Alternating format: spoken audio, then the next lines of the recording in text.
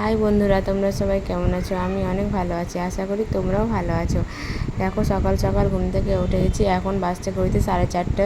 তোমাদের সঙ্গে ভিডিওটা স্টার্ট করলাম। আজকে মেয়ের স্কুলের একটা ভিডিও দেবো। দেখো, ওকে ঘুম থেকে টেনে তুলে ব্রাশ করবে না বলে কত বায়না, এরকম করে প্রত্যেকদিন ব্রাশ করাতে হয় জানো। তারপর ওকে ফাইনালি রেডি করিয়ে দিলাম।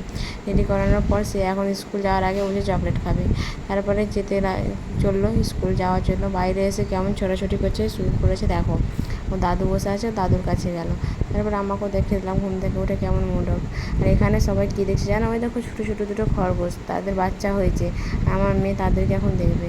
আর সকাল সকাল দেখো কেমন মেঘলা মেঘলা ওয়েদার। এরকম ওয়েদারের জন্যই খুব প্রচণ্ড গরম লাগছে।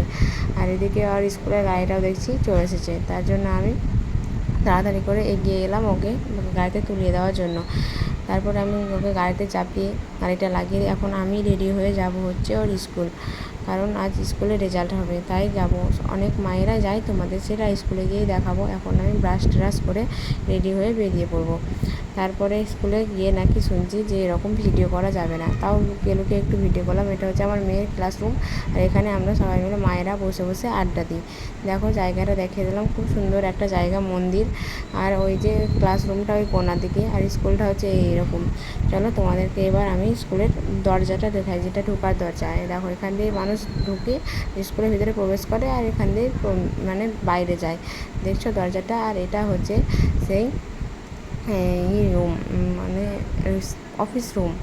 আর এখানে মেয়েকে নিয়ে নিলাম এখন বাড়ি যাওয়ার জন্য, আর গরমের জন্য রাখলাম না। আমরা এখন টোটোতে করে চলে আসছি বাড়ি। Tata, bye bye. ভালো লাগলে লাইক করো। টাটা।